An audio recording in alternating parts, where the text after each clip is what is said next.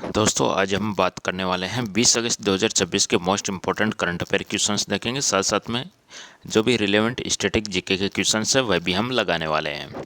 देखिएगा, शुरुआत करते हैं क्वेश्चन नंबर 1 के साथ में। क्वेश्चन नंबर 1 कहता है दोस्तों कि पश्चिम बंगाल में पहला कुशाल महोत्सव 18 अगस्त 2026 को कहाँ आयोजित किया गया। तो इस क्वेश्चन का आपका करेक्ट आंसर बनेगा बालूरघाट के अंदर आयोजित किया गया। तो सबसे पहले दोस्तों आपको यहाँ पे ध्यान में रखना, महोत्सव के बारे में नाम आपको ध्यान में रखना है, जिसका नाम है कुशाल महोत्सव। कौशल महोत्सव इसका नाम है और ये आयोजित किया गया पश्चिम बंगाल के बालूरघाट के अंदर आयोजित किया गया। एग्जाम में क्वेश्चन आएगा कि कौशल महोत्सव का संबंध किस राज्य के साथ में है। पश्चिम बंगाल के साथ में है। पश्चिम बंगाल की राजधानी कोलकाता है दोस्तों। और नेक्स्ट इसके एक्स्ट्रा फैक्ट्स है वह हम देखेंगे। इसका जो आयोजन स्थल था दोस्तों वह था बालूरघाट स्टेडियम था। और ये किस जिले के अंदर आता है, ये दक्षिणी दिंजापुर डिस्ट्रिक्ट के अंदर आता है। और थोड़ा सा ये इंपॉर्टेंट है, 3 नंबर का पॉइंट ध्यान में रखिएगा। ये भारत में 11वां कौशल महोत्सव था और बालूरघाट दक्षिण दिनाजपुर जिले का मुख्यालय है। नेक्स्ट क्वेश्चन की बात करेंगे हम। तमिलनाडु में तीसरे बच्चे के लिए महिला राज्य सरकारी कर्मचारियों को कितने दिनों का मातृत्व अवकाश देने की घोषणा की। अब तक 2 बच्चों के लिए मातृत्व अवकाश मिलता था, अब तीसरे बच्चे के लिए भी इसको मातृत्व अवकाश देने की घोषणा कर दी है। तमिलनाडु ने घोषणा की है। तो इस क्वेश्चन का करेक्ट आंसर बनेगा 365 दिन का। तो तीसरे बच्चे के लिए भी 365 डेज का मैटरनिटी लीव देने की घोषणा की है तमिलनाडु ने। तमिलनाडु की बात करेंगे तो हम तो राजधानी चेन्नई है और विजय वहाँ पे मुख्यमंत्री है। और ये इसके लाभार्थी कौन है, एग्जाम में क्वेश्चन पूछा जाएगा। तो ओनली स्टेट गवर्नमेंट एम्प्लॉय है, वुमेन स्टेट गवर्नमेंट एम्प्लॉय। चलिए दोस्तों नेक्स्ट क्वेश्चन देखते हैं। क्वेश्चन नंबर 3 क्या कहते हैं। महाराष्ट्र ने 18 अगस्त 26 को स्नेक बाइट को किस रूप में घोषित किया है। यानी सांप के काटने पे जो भी चीज़ है उसको महाराष्ट्र ने किस प्रकार से घोषित किया है। ऑप्शन आपका महामारी, अधिसूचनीय, आनुवंशिक, व्यावसायिक। तो यहाँ पे आपका करेक्ट आंसर जाएगा ऑप्शन नंबर बी के साथ में, नोटिफिएबल डिजीज के रूप में, यानी अधिसूचनीय रोग के रूप में। अधिसूचना का मतलब हो गया किसी को स्नेक काट लेता है तो उसकी सूचना या अधिसूचना गवर्नमेंट को देना जरूरी है। तो ये महाराष्ट्र से संबंधित है। इसके तहत मामलों की रिपोर्टिंग बहुत ज़्यादा मैंडेटरी होगी। अब देखिएगा, एक नेक्स्ट क्वेश्चन आपसे पूछा कि ये जो महाराष्ट्र में स्नेक बाइट को जो नोटिफिएबल डिजीज घोषित करने के बाद किन संस्थानों के लिए रिपोर्टिंग करना अनिवार्य होगा। तो यहाँ पे आंसर बनेगा जो भी सरकारी और निजी हॉस्पिटल और मेडिकल कॉलेज है सभी को, सरकारी और निजी हॉस्पिटल और मेडिकल कॉलेज है उनको नोटिफाइड करना जरूरी है। किसी भी व्यक्ति को सांप काटते तो उनके बारे में सूचना देना जरूरी है दोस्तों।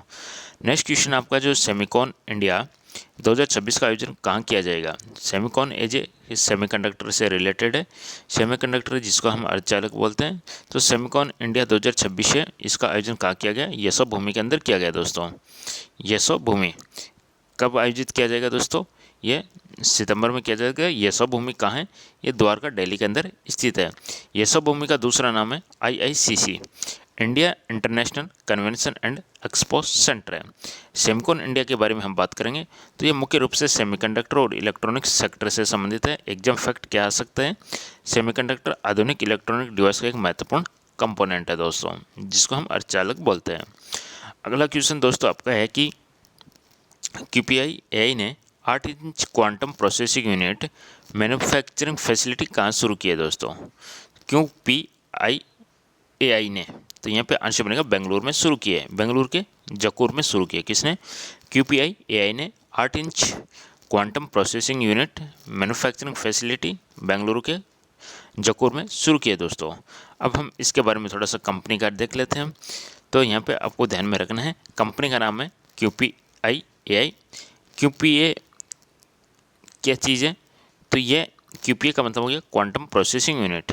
तो क्वांटम कंप्यूटिंग में क्यूब बाइट्स यानी क्वांटम बिट्स का उपयोग होता है। इस चीज़ का थोड़ा सा ध्यान में रखिएगा। नेक्स्ट क्वेश्चन आपका है, नेशनल स्पोर्ट्स अवार्ड 2025 की घोषणा किस मंत्रालय ने की। तो ऑब्वियसली स्पोर्ट्स से संबंधित है, तो आपका option number D correct answer बनेगा, युवा कार्यक्रम और खेल मंत्रालय।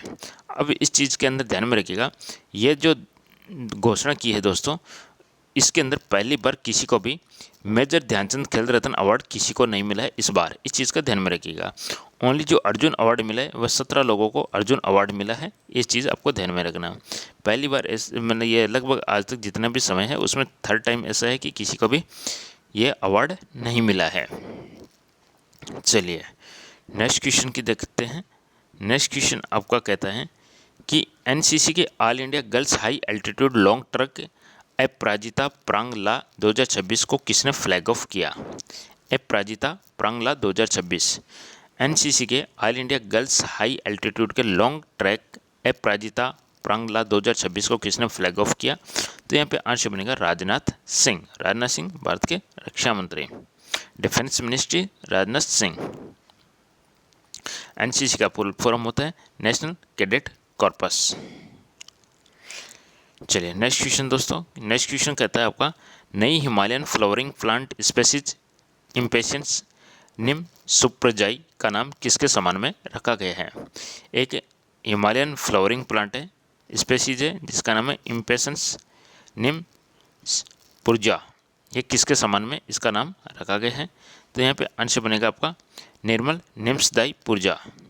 ऑप्शन नंबर सी निर्मल निम्सदाई पुर्जा इसके समान में इसका नाम रखा गया है। क्वेश्चन को दोबारा से देख लीजिएगा। एक हिमालयन फ्लोरिंग प्लांट स्पेसीज है जिसका नाम है इम्पेशंस निम्स पुर्जाई, तो इसका नाम रखा है निर्मल निम्सदाई पुर्जा के नाम पे रखा गया है दोस्तों।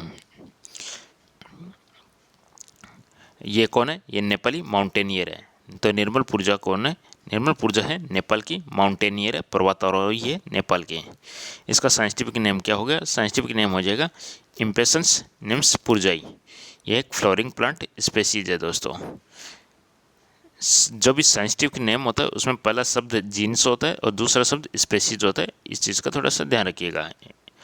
नेक्स्ट क्वेश्चन है पावर ग्रिड को PMIS recognition of partner company award किस कैटेगरी में मिला? तो इसको पार्टनर कंपनी में मिलता है, तो कंपनी को मिलता है। यह स्टेटस एक प्रकार से महारत्न कंपनी है, मिनिस्ट्री ऑफ पावर के अंडर में आता है ये। चलिए दोस्तों ये थे कुछ क्वेश्चंस, फिर मिलेंगे एक नए चैप्टर के साथ में। तब तक के लिए धन्यवाद, थैंक यू।